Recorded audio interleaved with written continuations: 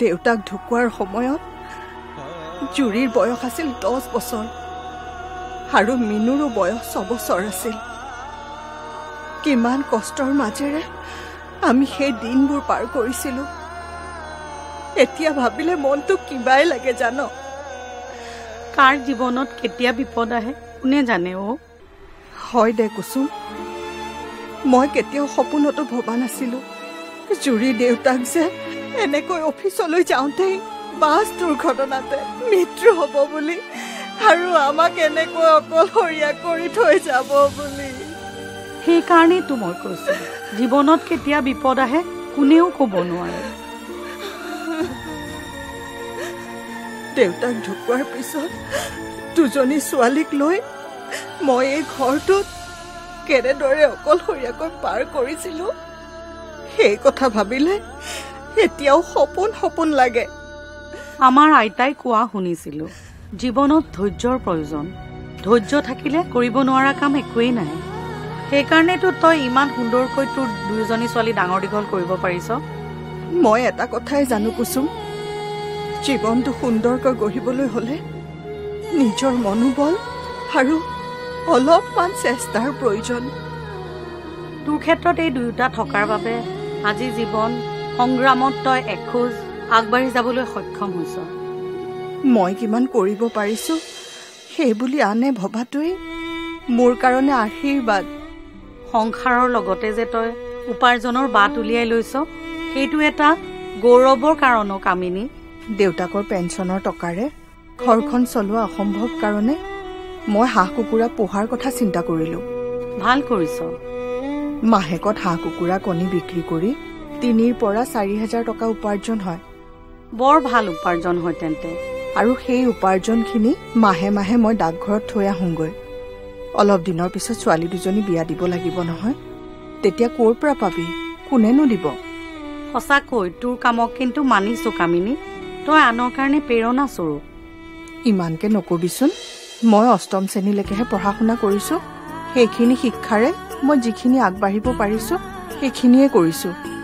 ভৱিষ্যত বা কি হ'ব মই এতিয়ালৈকে একোৱে ভাবি পোৱা নাই। তোৰ মনোবল আছে যেতিয়া কেতিয়াও তই অসফল নহয়। বহুত সময় মোৰহে কথা পাতি থাকিলো। পিছে তই কেইদিনমান থাকিবি নেকি? 2 বছৰে মাৰ ঘৰলৈ অহা নাছিলো। এইবাৰ ভাবিছো কিছুদিন মাৰ ঘৰত থাকি যাম বুলি। পিছে তোৰ ছোৱালীজনী বিয়া দিলি নেকি? বিয়ালৈ কিবা নমতাকৈ থাকোনে তোক? সেইটো অৱশ্যে হয়। তেন্তে তই মইতো একেখন স্কুলতে পঢ়িছিলো। অৱশ্যে মোৰ বিয়া তোতকে আগতেই হ'ল, সেইকাৰণে ল'ৰা ছোৱালী দুটাও ডাঙৰ হৈ থাকিলে। মোৰ তোৰ ওপৰত বিশ্বাস আছে নহয়। বিশ্বাস থাকিলে কেতিয়াবা এনেকৈ ক'লে মনটো বেয়া লাগে। তোক এইকেইদিনতে দুপৰীয়া ভাত এসাঁজ খাবলৈ মাতিম, আহিবি। হ'ব দেচোন, আচলতে খোৱা বোৱাই মানুহৰ মনবোৰ ঠিক নকৰে, মনবোৰ ঠিক কৰে আগ্ৰহে। মই সেইবোৰ নাজানো, মুঠতে তই দুপৰীয়া ভাত সাঁজ খাবলৈ আহিবি আৰু তেতিয়া মোৰ ছোৱালী দুজনীও লগ পাবি নহয়। ঠিক আছে, আজিলৈ মই আহোঁ দে। ঘৰত গৈনো কি কৰিবি? মাৰ ওচৰত থাকিলে মায়ে ভাল পায়। হ'ব দে, যা তেনেহ'লে। আহিছো দে।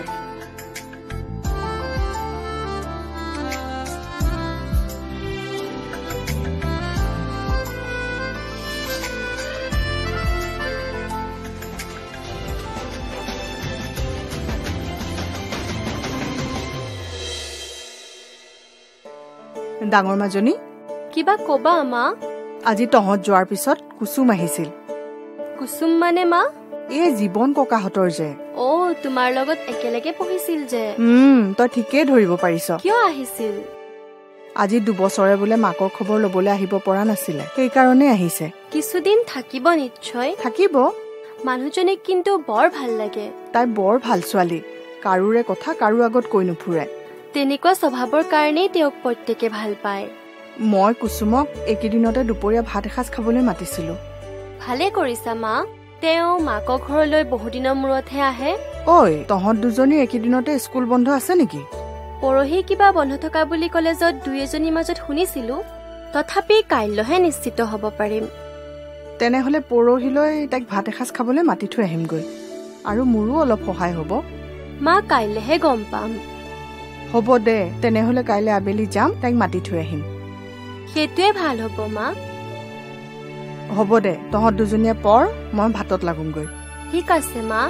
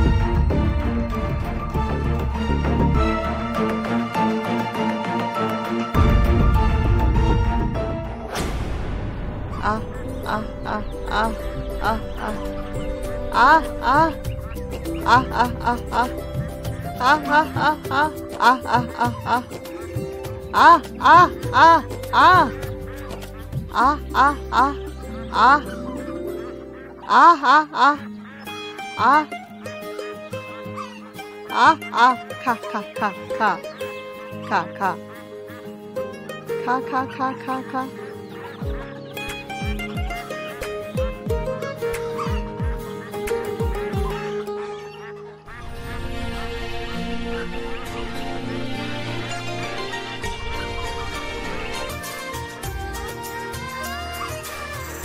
কামিনী, কামিনী, কামিনী। তই কি সকামত আহিলিনো? আজি ঘৰলে আলহী অহাৰ কথা আছে আমাৰ ঘৰলে, সেইকাৰণে কণী কেইটামান লাগিছিলে। কেইটামান লাগেনো? 6টামান হলেই হ'ব। 6টামান আছে দে। সোনকালে দে। এটা কথা কিন্তু ৰ। কি ক? আজি কিন্তু বাকী নকৰিবি। হ'ব দে, নকৰো।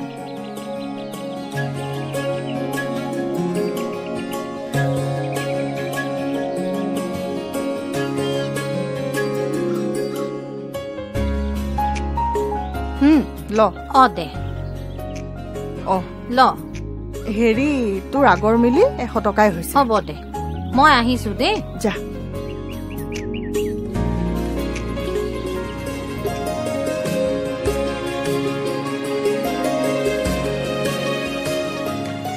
মদন, কথা এটা শুনিছনে নাই? কি কথা?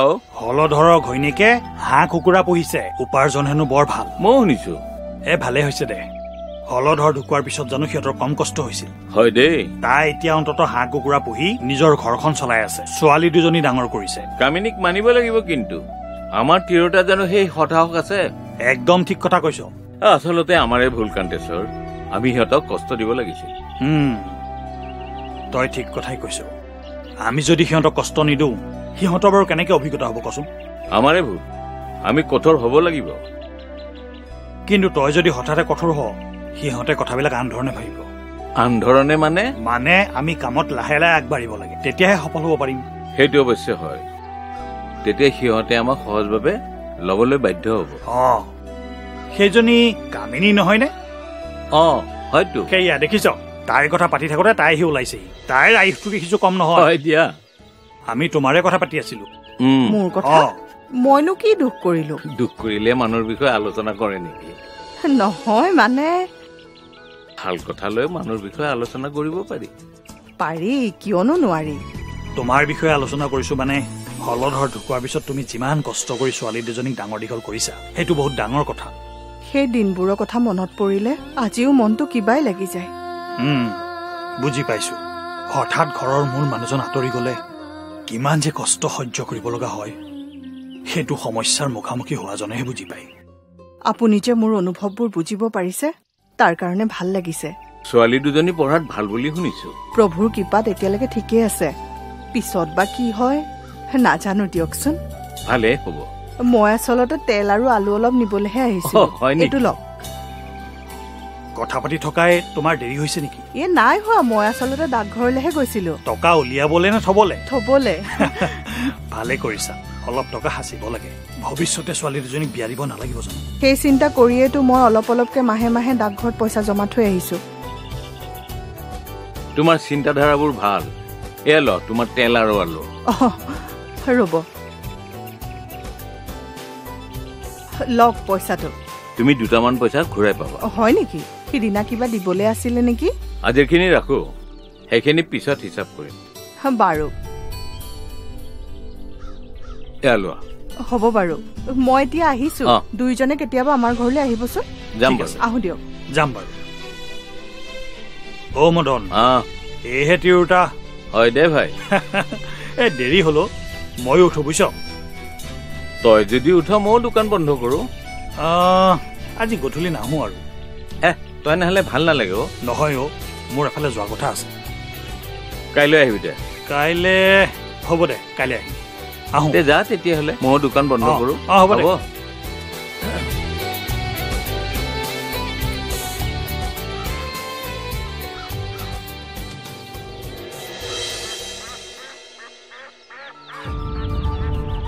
অ ডাঙৰ মাজনী, ডাঙৰ মাজনী ঐ। মা। ঐ, এটা দেখোন হাঁহৰ পোৱালি নাই ঐ। আছে দিয়া কৰবাত। এই নেউলৰ যিহে উৎপাত, মোৰ ভয়ে লাগিছে জাননে। আৰু এদিন যে নোহোৱা হৈছিল সেইটোৱে নহয় জানো? সিদিনা সেইটো ঘৰৰ কোন এটাতে লুকাই আছিল, আজিও তেনেকুৱা ঠাইতে লুকাই আছে চাগে। যদি আছেতো ভাল, নহলে কি কৰিবানো, উপায়তো নাই। হয় দে। তইনো কি কৰি আছিলি? মই ইংৰাজীৰ প্ৰশ্ন উত্তৰ লিখি আছিলো। আৰু মিনুৱে কি কৰিছেনো? তাই স্কুলত লিখিবলৈ দিছে যে তাকে লিখি আছে। তই তোৰ লিখা কামবোৰ কৰগৈ, মই এইখিনি কাম কৰি তহঁতৰ কাৰণে খোৱা ব্যৱস্থা কৰিম। হ'ব দিয়া।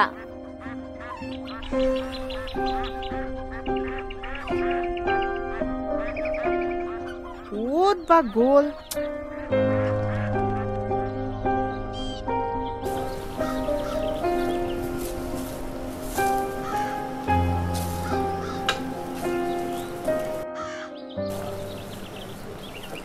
মা, অ মা।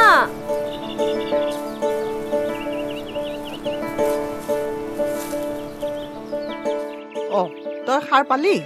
কেতিয়া বাই, মই গাও ধুলো। মিনুৱে সাৰ পালে নে নাই? মাতি থৈ আহিছো।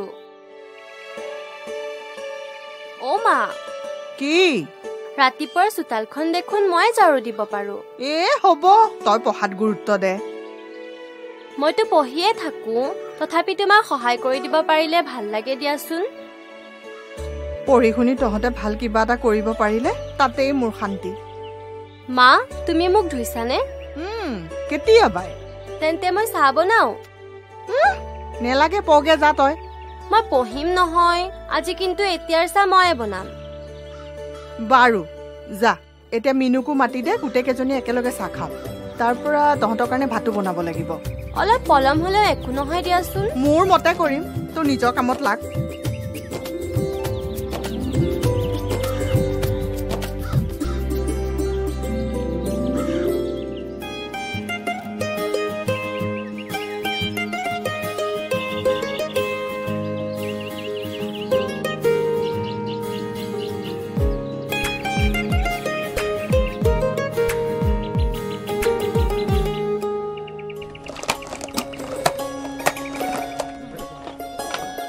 দাদা, কিবা লাগিছিল নেকি? নালাগে, মই মানে পশুপালন বিভাগৰ পৰা আহিছো। হয়।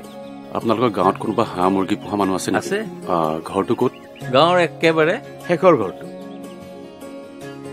নামটো ক'লেহে উলিয়াব পাৰিম। কামিনী দাস। তিৰোতা নেকি? হয়, হলধৰ দাসৰ ঘৈণীয়েক আছিল। হলধৰ চৰকাৰী বিভাগৰ ৪ৰ্থ বৰ্গৰ কৰ্মচাৰী আছিল। আজিৰ পৰা ৬-৭ বছৰ আগতে বাছেৰে অফিচলৈ গৈ থাকোতে এক্সিডেণ্ট হৈ মৃত্যু হৈছিল। বৰ বেয়া লাগিল। কামিনী গিৰিয়েকৰ পেঞ্চন পাই যদিও ঘৰতে হাঁহ কুকুৰা পুহি উপাৰ্জনৰ নতুন পথ এটা বাছি উলিয়াইছে। বহুত ভাল কাম কৰিছে।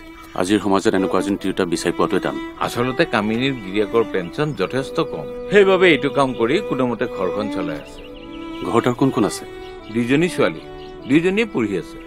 পেঞ্চনৰ টকাৰে ঘৰে চলাব নে ছোৱালী 2জনীক পঢ়াব? ভালেই কৰিছে। পিছে আপুনি কি কামত আহিছে? মানে আমাৰ বিভাগটোক চৰকাৰে এই হাঁহ কুকুৰা পোহা ফাৰ্মাৰসকলে বা ব্যক্তিগতভাৱে যিসকলে হাঁহ কুকুৰা পুহি আছে তেওঁলোকলৈ চৰকাৰে কিছুমান আঁচনি প্ৰস্তুত কৰিছে। তাৰ চোৱাচিতা দায়িত্ব মোৰ ওপৰতে পৰিছে। হয় নেকি? হয়। কামিনীও তেনেকুৱা আঁচনি এটা পোৱাটো ময়ো বিচাৰো। নিশ্চয় পাব, তেওঁ যদি যোগ্য হয়। দাদা, মই এতিয়া গৈ থাকো। ঠিক আছে, আপুনি এনেকে গৈ গাঁৱৰ শেষৰ ঘৰটোলৈ যাব, আৰু নহলে কাৰোবাক সুধি ল'ব। ঠিক আছে দাদা, ধন্যবাদ, আহিছো। ঠিক আছে।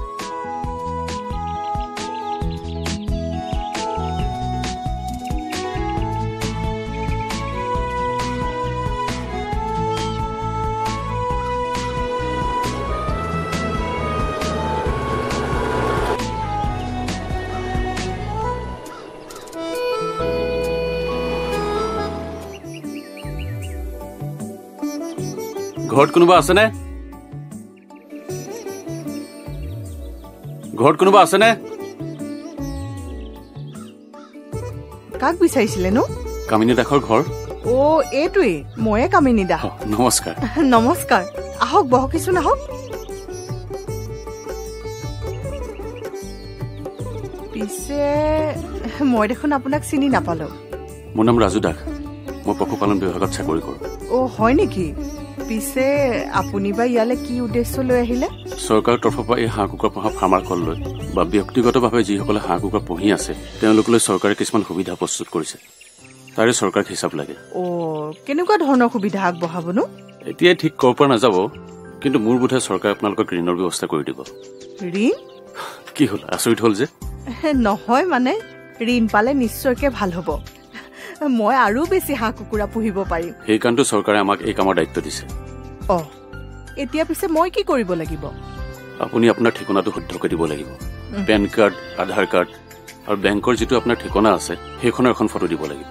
অ' কেতিয়া মানে দিব লাগিবনো? আজি দিব পাৰিলে ভাল, কিন্তু যদি নোৱাৰে এসপ্তাহৰ ভিতৰত কিন্তু দিবই লাগিব। চৰকাৰে কিছুমান সময় নিৰ্ধাৰণ কৰি দিছে, সেইটো সময়মতে দিবই লাগিব, নহ'লে একো লাভ নহ'ব। আজিতো সম্ভৱ নহ'ব। তেনেহ'লে আপুনি কোনদিনাখন দিব পাৰিব? অ' মই মানে 3-4 দিনৰ ভিতৰত দিব পাৰিম। ঠিক আছে। এতিয়া ক'ত জমা দিব লাগিব? আপুনি চিন্তাই কৰিব নালাগে, মই নিজে আহি লৈ যাম। তেতিয়া দেখোন ভালেই হ'ব। কিন্তু এটা কাম কৰিব লাগিব। কি? আপুনি হাঁহ কুকুৰাবিলাক কেনেকে পুহিছে মোক দেখাব লাগিব। অ' নিশ্চয় দেখুৱাম। আহক, এফালে আছে, আহক। বলক। আহক আহক।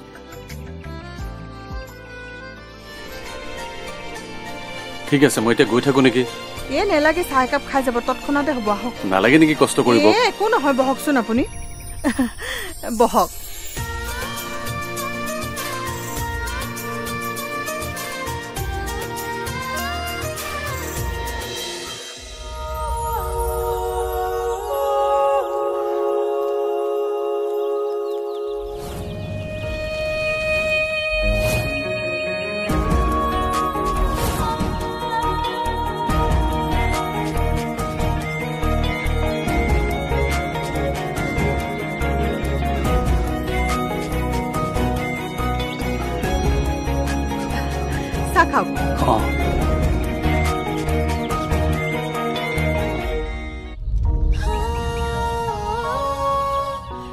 এইজনী মোৰ ডাঙৰ ছোৱালী।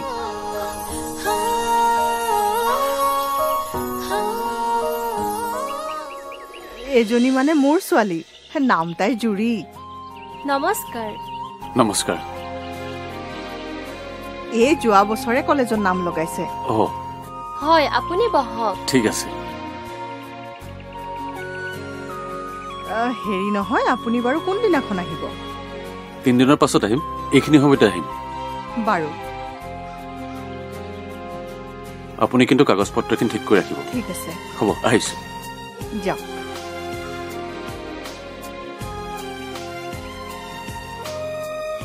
মা, এওঁ কোন? এওঁ বোলে পশুপালন বিভাগৰ চৰকাৰী কৰ্মচাৰী। কিয় আহিছিল? চৰকাৰৰ তৰফৰ পৰা কিমানৰ হাঁহ কুকুৰা ফাৰ্ম বা নিজৰ ঘৰতে প্ৰতিপালন কৰি আছে তাৰে হিচাপ লবলৈ আহিছিলে। আমাৰ কথা কেনেকৈ জানিলে? মদন দোকানীয়ে কৈছে বোলে। অ' হয় নেকি? তেওঁ বোলে আকৌ 3 দিনৰ পিছত আহিব। আকৌ আচৰিত হলি যে। নহয় এনে কিয় আহিব মা? আধাৰ কাৰ্ড, ভোটাৰ কাৰ্ড আৰু পেন কাৰ্ড আৰু এই যে বেংকৰ প্ৰথম পৃষ্ঠাত য'ত মোৰ ফটো আছে সেইখনো বোলে ফটো কৰি আনিব লাগিব। হয় নেকি? আৰু এটা কাম কৰিবি, নহলে কাইলে কলেজলৈ যাওঁতে তই গোটেইখিনি ফটো কৰি আনিবি। হ'ব দিয়া মা, মোৰ বৰ ভোক লাগিছে। মিনু নহাকে খাবি? খাম দিয়া। তেনেহলে বল, ব'লা। আহ।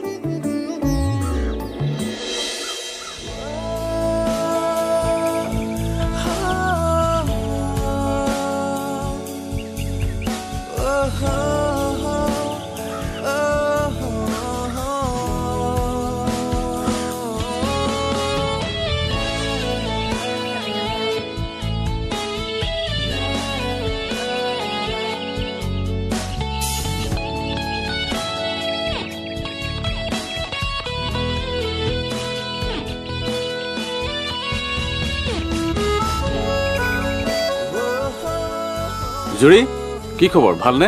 ভালেই, আপোনাৰ? ভাল ভাল। তোমালোকৰ মা ঘৰত আছেনে? আছে। তোমালোকৰ মাৰ লগত কাম এটা আছে। গম পাইছো, মায়ে কৈছে। হয় নেকি? আজি তুমি অকলে যে? মিনু ক'ত?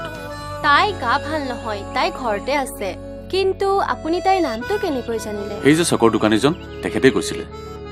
মানে মদন জেঠাই। মই গৈ থাকো দিয়ক, মোৰ পলম হ'ব। ঠিক আছে, তুমি গৈ থাকা।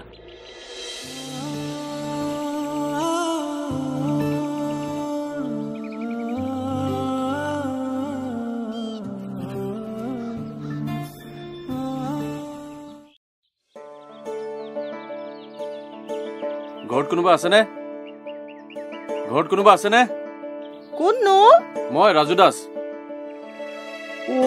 আপুনিহে? আহকচোন, বহক।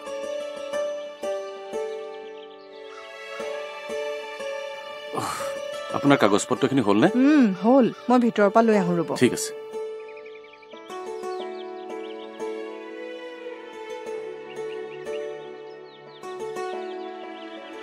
এইখিনি চাওকচোন, ঠিকে আছেনে নাই?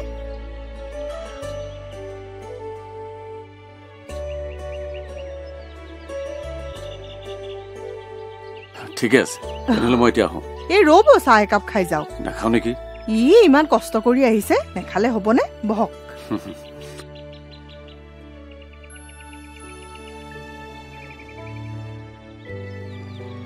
কি হ'ল? কথা এটা হ'ল। ডাঙৰ মাজনীৰ 10 বছৰ হ'বৰে হ'ল। তাইৰ সৰু বিয়াখনৰ কাৰণে 2 এপত সোণৰ বস্তু বনাব পৰা হ'লে ভাল আছিল। মই নভবা নহয় কামিনী। মদন, বল মোৰ লগত। ক'ত? আৰে এতিয়া বাদ দে সেইবিলাক, মোৰ লগত বল তই। আৰে ক'ত যাব লাগে কত?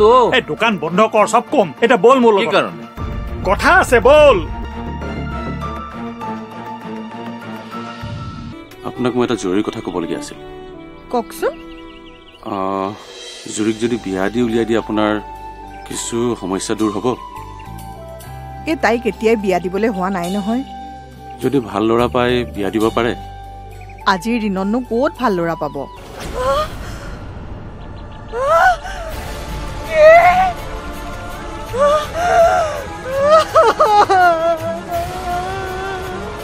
হলধৰৰ ডাঙৰজনী ছোৱালী জুৰিক ৰাস্তাত অকলে পাই কিবা কৈছিলি? আমি ইমান আচৰিত হলি যে?